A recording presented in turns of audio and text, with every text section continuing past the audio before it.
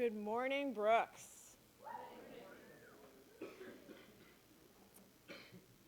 On the first day of school, Mr. Packard shared with you a photograph of himself as a 3-year-old, dressed in his finest and headed off to school for the first time. I like how he tried to convince us of his embarrassment at his bowl cut and one-piece jumper. Nice try, Mr. Packard, who is not here today and therefore an easy target. Everyone knows that all children under 5 years of age are always cute. Here I am on my 3rd birthday. Pretty cute? Sure. It's when we humans start to hit ages 6, 7, and 8 that the awkward years really start to settle in. Lost teeth, growth spurts, broken bones, overzealous accessory use, and general bad, dated, self-made fashion choices are a universal truth. I fear for my daughter Ainsley, who at age 3 is currently in the cute zone because my own cuteness quickly became a distant memory. I am fairly certain that I hit my current 5 feet 9 inches before elementary school was out. Here is a photo of me the year I attended 2nd grade at Mitchell School.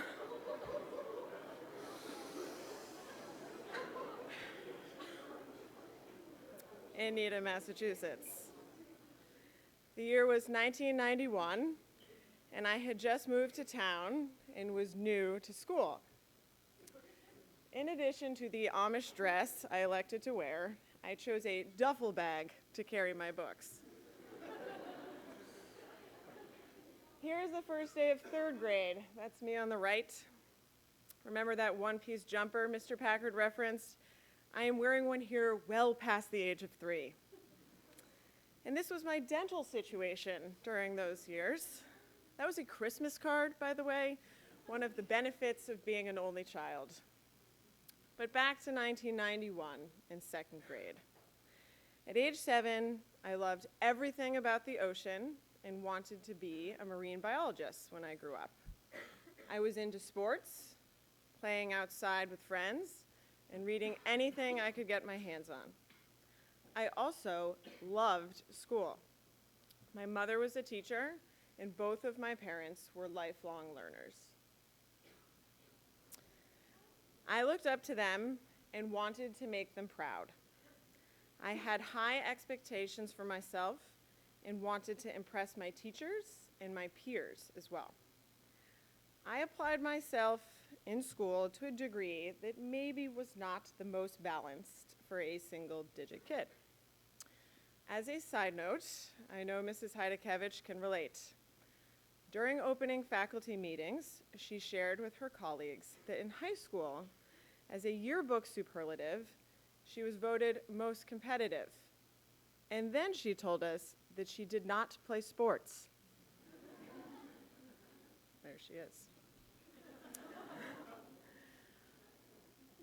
What I remember most about my 2nd grade year is that my perfectionism got the best of me, and I developed a fear of failure. I gave in to this fear, and to safeguard against the possibility of failing, I cheated for the first time. In Mrs. Grandin's class, we had spelling tests every week. I studied and studied, spelling the words out loud, writing them down, and I practiced using them in sentences too. Though I knew them cold, I did not trust my own brain to perform well enough when the spelling test arrived.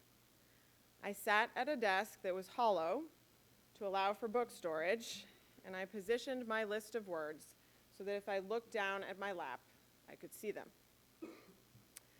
I received 100s on those spelling tests. I did not earn them.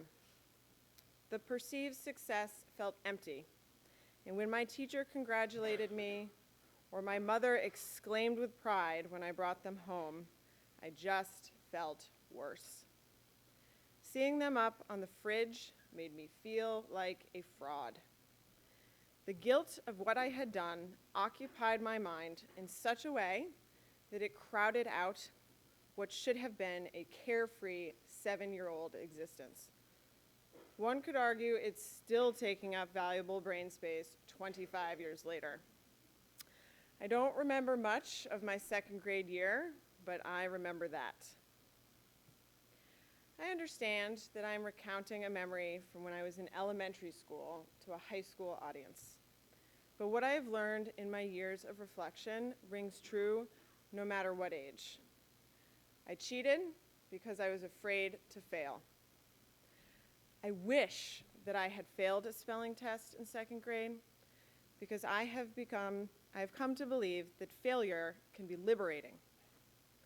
When we fear the worst, and then the worst happens, it becomes known, and then it is not so scary. Those of you who have had me as a teacher know that I am interested in the concept of growth mindset, as theorized by Stanford researcher Carol Dweck. She purports that there are two mindsets, fixed or growth. The first, fixed, implies that intelligence is predetermined by genes. In other words, you're born smart. Whereas growth mindsets believe intelligence is fluid and can be grown through effort, struggle, and failure. Those who adhere to a fixed mindset tend to stick to tasks that they are already good at, whereas those with a growth mindset will seek out new challenges that may not come as easily. Salman Khan of Khan Academy fame takes a page out of Professor Dweck's book and applies it to raising his children. He praises his son for process, not product. The example he provides in his article, The Learning Myth, Why I'll Never Tell My Son He's Smart, is ironically related to spelling. His son struggled to spell, but received positive reinforcement from his father for trying, not for getting it right. I embrace this concept for our academic community.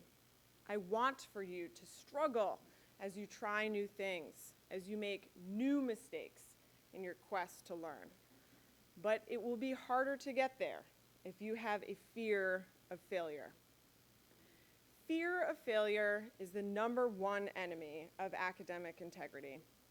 Integrity, as you may know, is one of our 6 core values at Brooks School. I find that fear of failure is also a threat to other core values, such as creativity and engagement. I would venture that if you asked any great innovator, you would find that failure has been an important part of his or her process. Author Karen Thompson Walker has compared our imagining of fears to storytelling. Our fears often have a beginning, middle, and end, just like a story. We board the ship hits an iceberg, it begins to sink, there are no lifeboats, we drown. Walker says our fears make us think about what will happen next. She points out that humans are the only creatures capable of thinking about the future in this way, of projecting ourselves forward in time. In school, it is this fear and forward projection that can lead us to make poor decisions. Let's say you have a paper due on a Thursday that was assigned a week prior. It is now Wednesday night, and you have just returned home to the dorm after an away game at St. George's. You haven't started the paper. What factors are you considering? How are you projecting yourself into the future? That if you spend all night on this paper, then you won't be able to do your other homework? The disappointment on your teacher's face when they ask for the submission and you do not have it in hand? The worry that their perception of you will change? The embarrassment you may feel in front of your peers when they witness the moment? The knowledge that if you hand it in late, you will lose points. If you lose points, your average will drop, and if your average drops, your parents will be upset, and you won't get whatever awesome incentive they bribed you with to get good grades. Having your college counselor tell you that due to your lower grade, such and such college has dropped off your list. It's depressing, right? I was able to come up with all of those fears because I have been in your shoes. But you know what is way worse? Letting those fears of failure get the best of you. Because in that moment, when you feel overwhelmed, you can reach out to your dorm parent, your advisor, your teacher, and say simply, hey, I am feeling overwhelmed. Can you help me? The first thing you could do is write an email to your teacher and say, I understand there may be a deduction for lateness, but may I please have an extension? As Mr. McVeigh pointed out to me when I was chatting with him a few weeks ago, no one has ever been DC'd for failing. But if you buy or copy off the internet and plagiarize, if you lift or distribute copies of tests, if you cheat on an assessment, you will appear in front of a disciplinary committee. You will lose credit for the assignment and maybe even the course, and you will have to face all the aforementioned populations of people to own up to what you did. You will have to report your suspension to colleges. All of that is much worse than if you were to have simply not written the paper at all or handed in your test blank. I am not suggesting that you dismiss your fears. To the contrary, I hope you listen to them and you learn from them. If you fear not being able to hand in an assignment or submitting it late, then hopefully that will motivate you to plan ahead and work on your time management. The practice of reading fear closely and translating it into preparation and action is commonplace among successful entrepreneurs and referred to as productive paranoia. These individuals are ready for what's coming their way. They would have made it into a lifeboat on the Titanic because they would have consulted a map before boarding and timed their emergency exit. So maybe it wasn't second grade when you cheated. Maybe it was last year. But it's a new school year, and you're in a community where meaningful education is emphasized above all else, and integrity, creativity, and engagement are celebrated among our core values.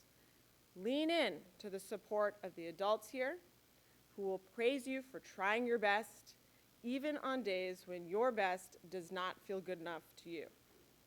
Some days, your best is being honest and saying that you did not finish your homework or that you failed a test because you did not study. And that will be okay, and hopefully far less memorable than what I felt 25 years ago that inspired my talk today.